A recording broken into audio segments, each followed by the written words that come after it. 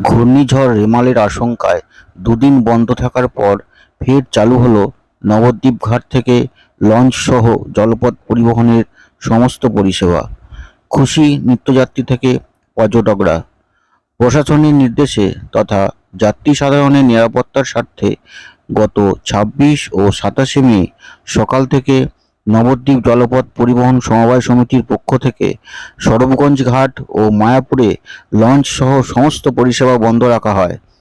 মঙ্গলবার সকাল থেকেই পুনরায় চালু হলো নবদ্বীপ ফেরিঘাট থেকে সরবগঞ্জ ঘাট ও মায়াপুরে লঞ্চসহ সমস্ত পরিষেবা চালু হতেই সকাল থেকে মন্দির নগরী মায়াপুর সহ প্রতিটি ঘাটে ভিড় জমাতে শুরু করেন নিত্যযাত্রী থেকে পর্যটকেরা। সৈয়দ আবু জাফরের রিপোর্ট, চয়ন বার্তা।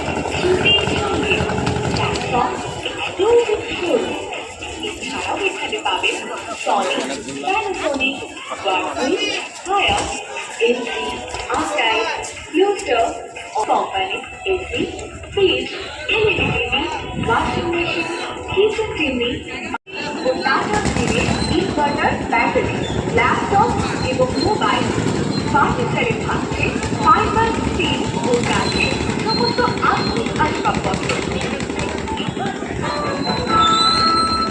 সম্পত্তির তথ্য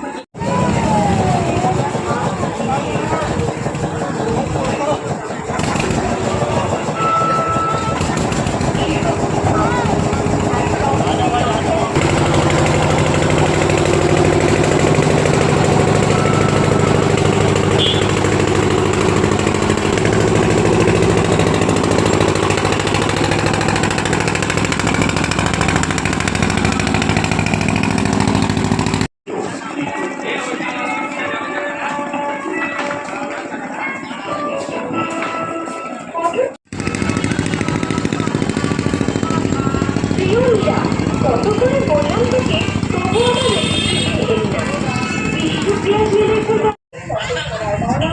প্রতাপনগরের মা চলেছে। প্রতাপনগর শাহবাগের নবদ্বীপ মোবাইল 9560078713।